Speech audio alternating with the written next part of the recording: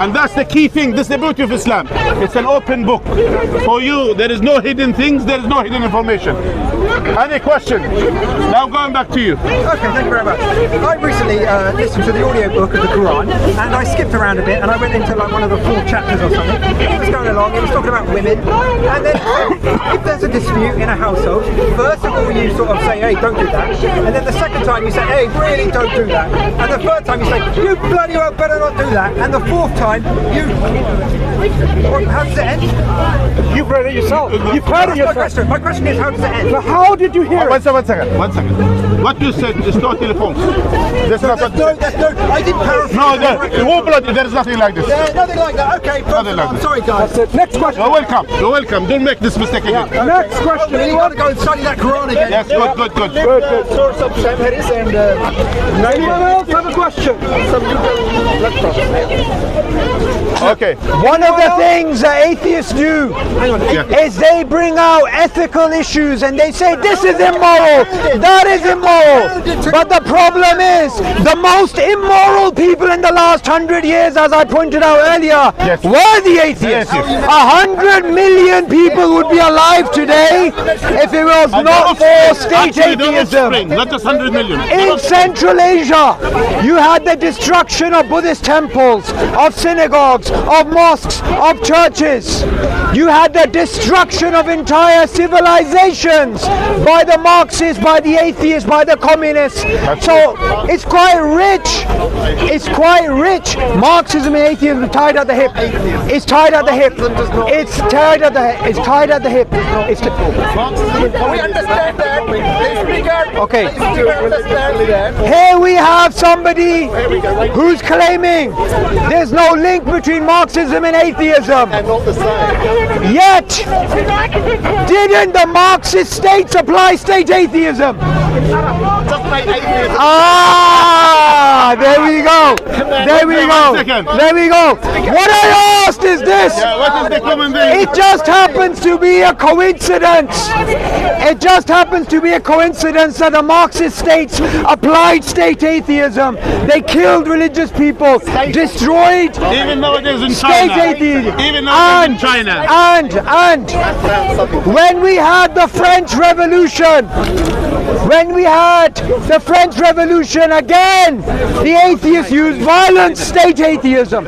So state atheism was a weapon of the Marxists. How do you use it? How do I define atheism? Atheism is a lack of belief in God. Selectively words what I said. Firstly, you fell into a trap. Oh, silly me. I asked you, why is it that the Marxist states were following state atheism and you didn't have an answer? That you can follow. Okay. Tell them, what is State atheism is the application of materialism being taught at academic institutes, being taught to students in a way that forces them to give up their beliefs. For example, just down the road, outside Parliament, there was a jury that came together. And they came together to discuss the state atheism, the cultural genocide by the communist atheist regime of China against the Uyghurs.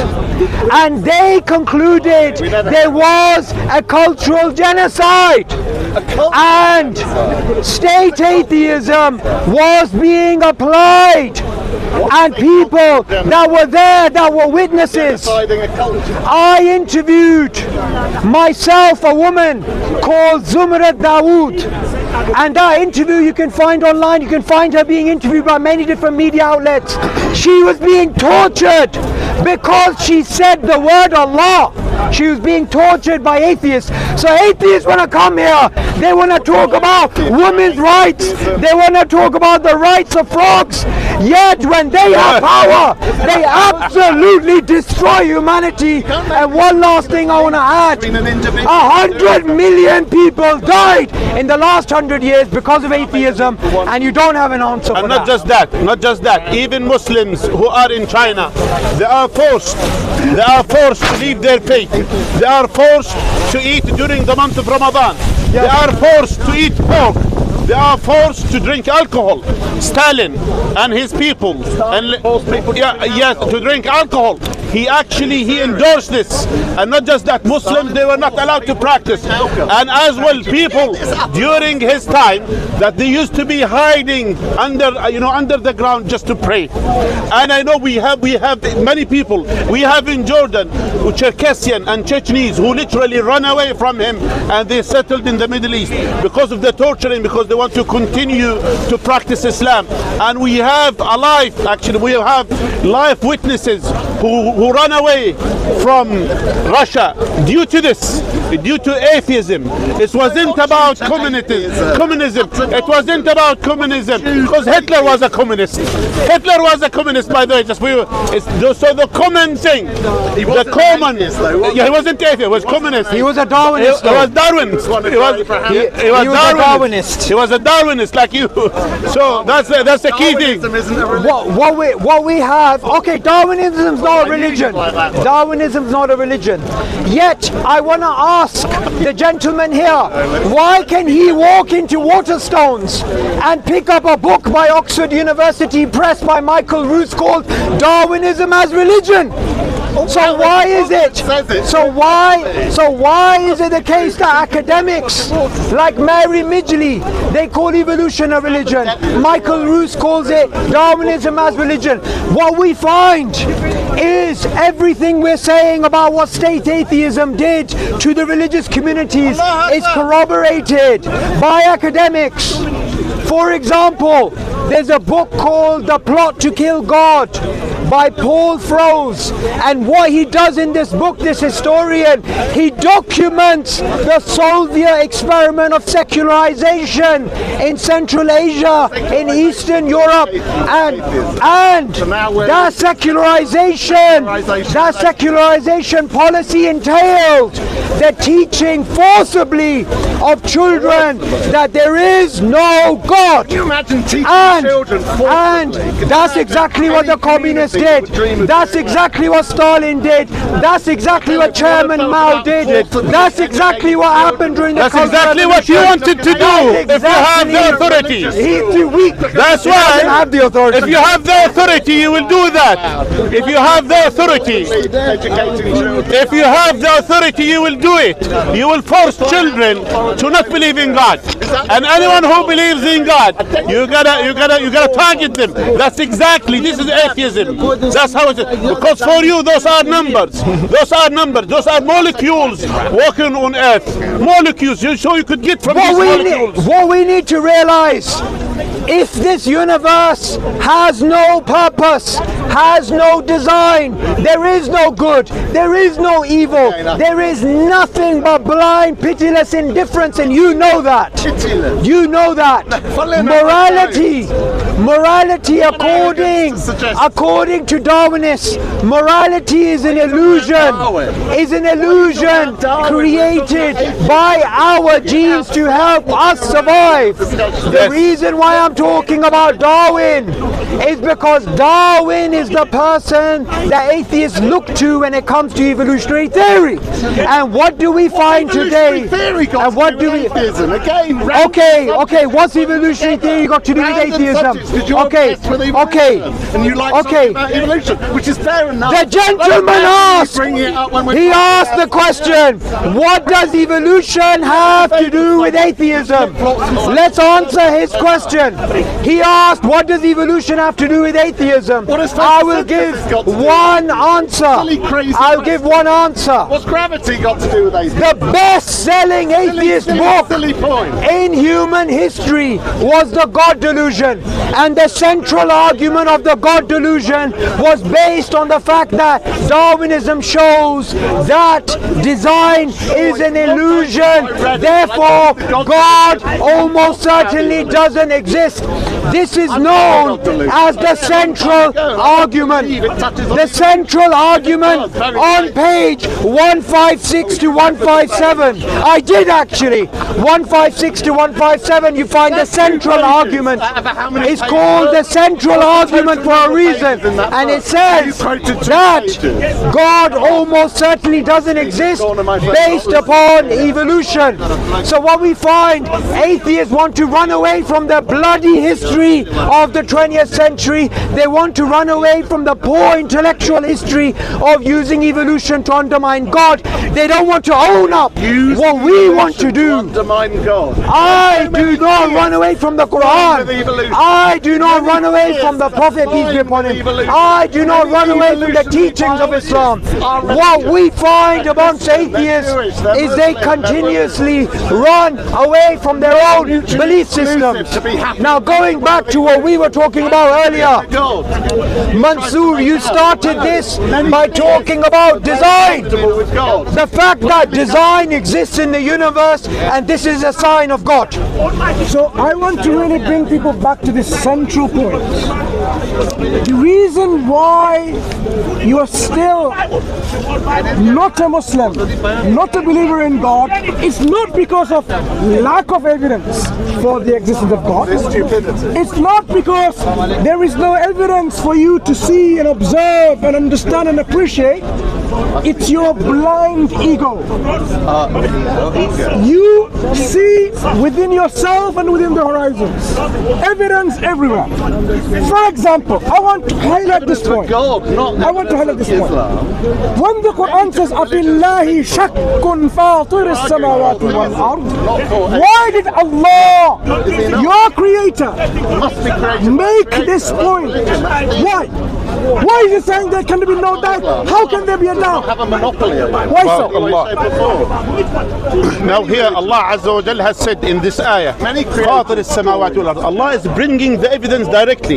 Is there doubt about God? He is the creator of the heavens and the earth. So Allah, and what it contains, and Fatir, not just only creator, and actually as well bringing the natural disposition of everything within this universe that He has created, which means there is a unique design. There is an intelligent design that Allah Azza wa Jal has created, which makes everything survives and makes everything has its own place in this on this earth and in this universe. So when the evidence is in front of you, this gentleman asked. Why am I short-sighted, man?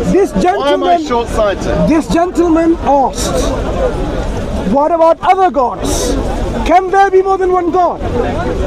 But the one God might be different to your one God. Can there be more than one God? I don't believe there can be any gods, but if you okay, so let's go back to the question. He is an atheist. So let's go back to the question. I'm an atheist. The whole a communist. So let's return to the question.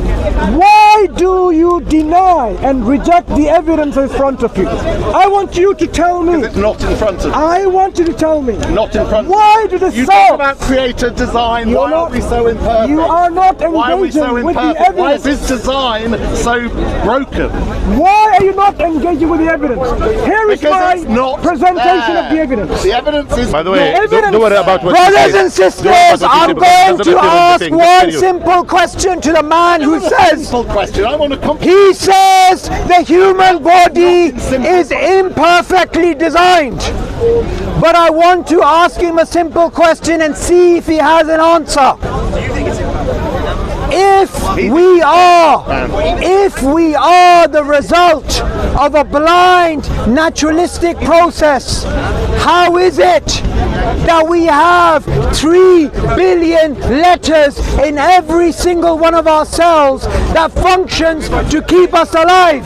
He doesn't have an answer to that. But not perfectly. Aha! Aha! He said not perfectly. Not perfectly. Now, My question is, and he will not have an answer. Well, don't be What does a perfect body look like? one that doesn't suffer from pain, disease, just from our natural form. Okay, wait. One second. One second. Something that doesn't get lower back pain simply because it's bipodal, because it's on 2 feet. Something that doesn't get varicose veins simply because it stands up on 2 feet. Something that doesn't have misshapen eyeballs that it can't see without science to correct its size. Something that doesn't have that has offspring that's born with cancer quite often. You can't listen, can you? Okay, So things that can what the gentleman is pointing out, is essentially this. Is this What the is default? 1 second. What is he pointing out? He's pointing out we have what he calls imperfection. But imperfection is built upon an assumption of specification.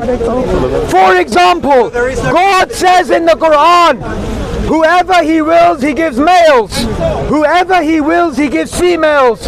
Whoever he wills, he makes barren. Whoever he wills, he gives Barrenness is part of the design of God. Because this life, we have tests.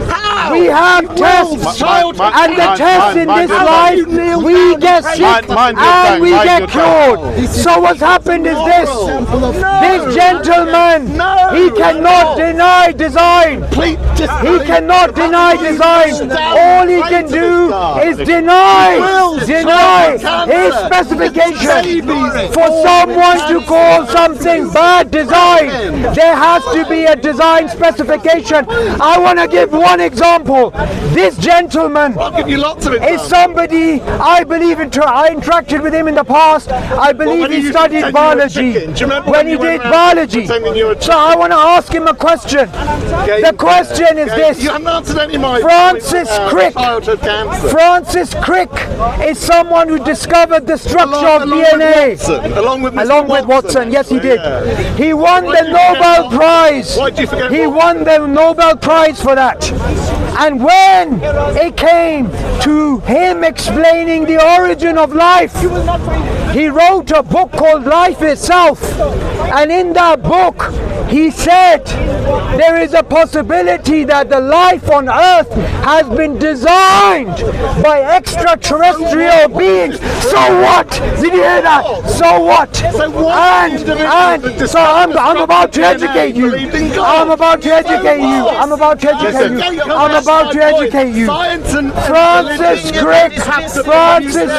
Francis Crick did not believe in God, and you know that.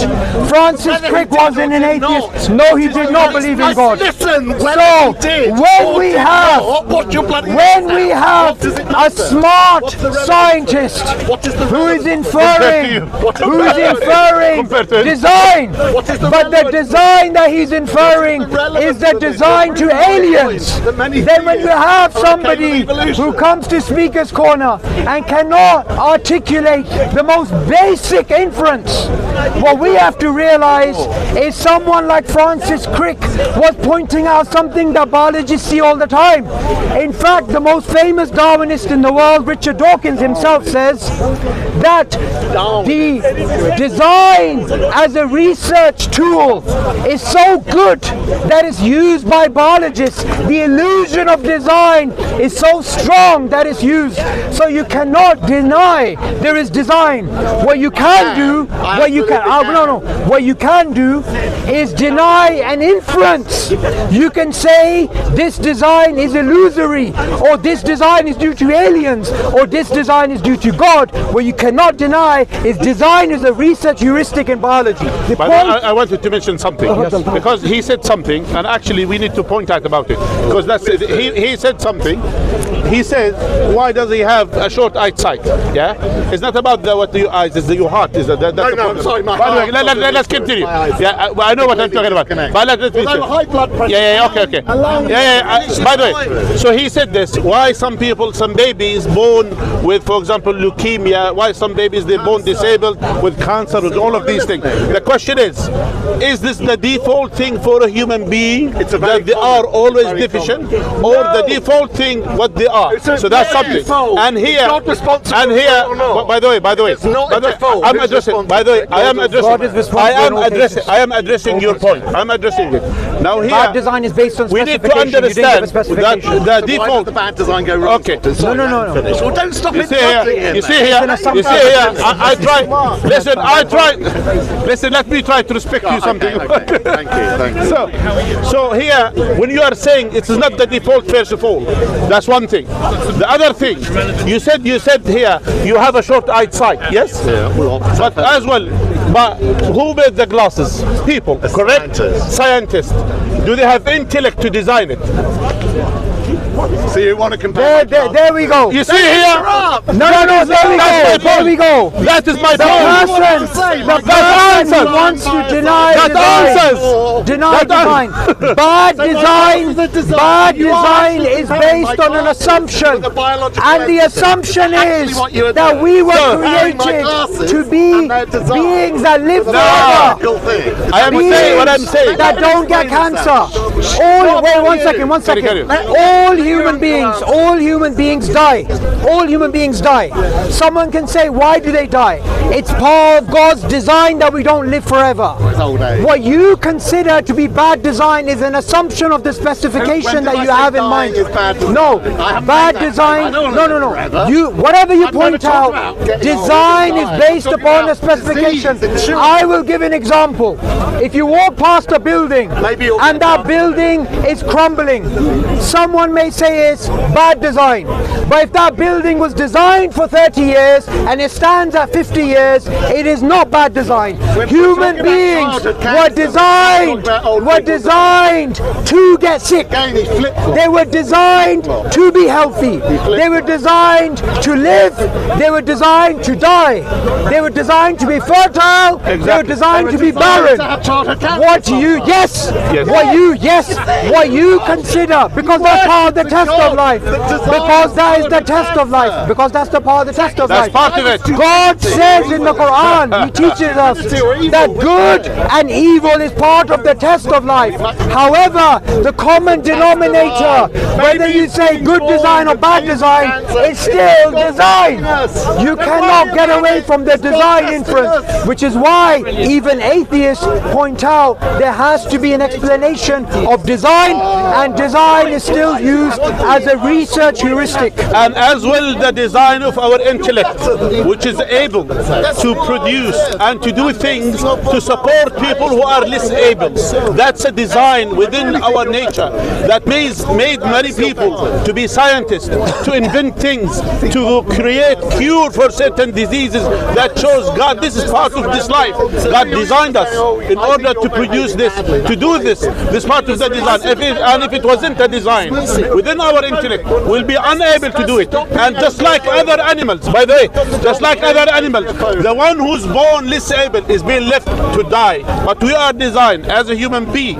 We are designed as a human being to produce and to do things in order to support. It's part of our design. It's part of our design. It's part of our nature. So I want to address one of his points just to illustrate to the audience. You don't need to I want to address one example this gentleman brought, just to show you how there are people who don't use critical thinking. How are you doing? You looking good? Neither do they understand science, neither do they understand philosophy, or anything. No, we get along. The example of pain. The gentleman brought pain as if it is some kind of flaw in design. Oh, I love pain, don't you? Who loves pain? What this gentleman, put up your hand if you love pain. What this gentleman doesn't realize is this: pain is an effective mechanism built in for a good intent, purpose, and benefits within the creation. And let me give you examples to illustrate the point. Illustrate the example. Bang your thumb with a hammer. Have you really seen someone in pain? If you were to, If you are to listen, you will learn. If you don't listen, you will never learn. Are you going to listen then? I have something to say. So where? So let's talk about the pain of cancer. So the pain. Someone dying for right years. In a Imagine, not talking about banging your thumb with a hammer. You had no pain receptors in your body. That wouldn't be good. Imagine, you had no pain receptors in your He body. said we have an atheist saying it wouldn't be good. He said So this gentleman agrees having pain receptors it's good. to feel pain is advantageous. Unlike this atheist. Unlike this atheist, He's an atheist too. why did you go over there and you don't listen yourself? Thank you. We're piling Take them up it so we can burn them. and then debate to yourself. Joe. So this is what it is. Joe. Pain is Okay, a bad blessing. joke anyway. But Because if there wasn't the pain, imagine now you put your hand in fire and your hand got burnt and all of it's totally destroyed. Let me finish. Let me finish. You see that? the pain of Instead of listening, this is what you do. You interrupt and suggest. So imagine now your hand totally got burned and you put it down, your hand's gone. Because you never felt pain. Stop that. You We have didn't bring you here. pain. You came to us. You will remove your hand as a reflex to this pain stimuli. Why? Because you know something is going to be harmful. So why when you chop off a limb, do people detrimental. still imagine they've That got is pain in why their hand? the pain response here is saving you from a harm. It is a good thing, an you're not even listening. It's a good thing, an You are repeating advantageous yourself, thing. Mansur. You So have to this stop that. is, according to people of science, unlike people of Speaker's Corner hecklers, Oh, I'm not a there's a Marxist huge communist disparity atheist. I'm a in understanding whether pain is a part of a good design or a bad design. Of course, the heckling community in Speaker's Corner, like this gentleman here, will consider as bad design. But the scientists, physiologists, they will know and tell you it's part of a good design. Bring on that. Debunked Bring on and that. refuted. Oh, well done. Well done. Feel like a coffee. We want to Yes, end actually, here. you deserve this. We want Actually, to yeah. end here. Oh no! Thank you all for Why are you listening. ending? If you have any other questions apart from these two gentlemen, anyone else have any questions? We will take those questions and then we will I'll run. ask you a question. Yes. The gentleman was talking, referring to people have various gods. Why the God, if it's in Islam, is the God worth of being worshipped, and we don't worship other God other than Allah? Maybe the Sheikh or any of you. Now here Allah Azza wa Jal said in the Quran, firstly, Allah sent prophets and messengers. I think He knows. First of all, Allah has sent the prophets and messengers one after another. All of them calling for one God, to worship one God and not associate with God any partners. Those are all of them. Now the people later on, those are the ones who changed the monotheistic faith of the human being. That Allah says in the Quran, كَانَ النَّاسُ أُمَّةً وَاحِدًا. The people used to be one nation, meaning they used to be monotheists. And Allah has sent the prophets and messengers to them to affirm that faith in them. And later on, when they've been deceived by the devil and they went astray from the guidance of Allah, then they start worshipping other gods. And they start worshipping other gods. And that's why Islam, Allah, which means all the religion of all the prophets and messengers is Islam. Allah stated in the Quran, إِنَّ الدِّينَ عِنْدَ اللَّهِ الْإِسْلَامِ. That the religion of Allah Azza wa Jal is Islam. So Allah sent the prophets and messengers to restore this monotheist faith in the heart of the people again and again. And as soon as when the people go astray, then they start worshipping other deities. Not just that, even nowadays, people who call themselves atheists, they are worshipping their own desires. They are worshipping, which is they think it is an ideology. It is a faith that they believe it's not a faith. It is a faith. That's how it is. Can you please explain what is worship and why all worship is this only for Allah alone?